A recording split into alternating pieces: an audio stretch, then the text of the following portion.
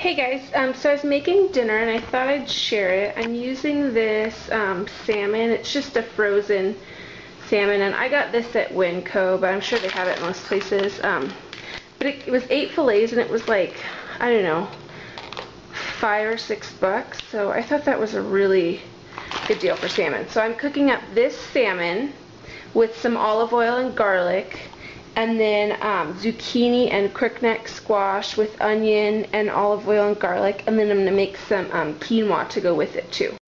Alright, so the awesome thing about these is they come in these packs, and they're frozen, so I just ran them under cold water. But then all that fish smell stays in there. I don't know. I don't really care for the fish smell, so you can just take it, and I just toss it in my sink. So I'm going to take these fillets and just sprinkle a little bit of garlic salt on them. And this is like really quick and simple. I would dice up fresh garlic, but I'm starting dinner late and I'm in a hurry, which is the story of all our lives, isn't it? Okay, and then, ooh, that was a lot more than I intended, but you know, olive oil is yummy. So olive oil. And then that is it for the salmon. I'm going to pop this in the oven, 425, and this cooks in 14 minutes, so that's awesome. And now I'll do the veggies. Alright, same thing for the veggies. I'm just gonna dribble oil. Another really yummy thing is balsamic vinaigrette to add on top of the oil, but I ran out, so I'm just gonna do olive oil and garlic. And don't use vegetable oil. Use olive oil. I actually got this at Costco, so this was like $18. You can't really beat that. It's 5 quarts.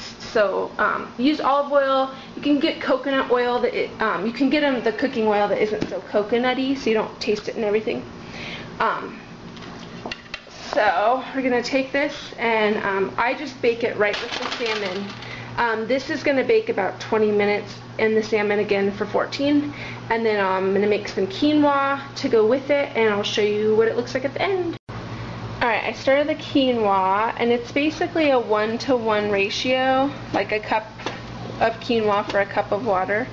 And it's kind of like a couscous, but it's got more nutritional value in it than couscous does, but it's kind of got that same flavor, and it goes really good with veggies and salmon.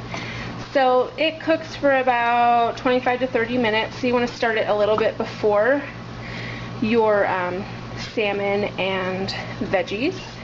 So I'm going to let this cook, and then we will put it all together. I'm just going to check this to see if it's done. The thing about salmon is you want it to be flaky and not mushy.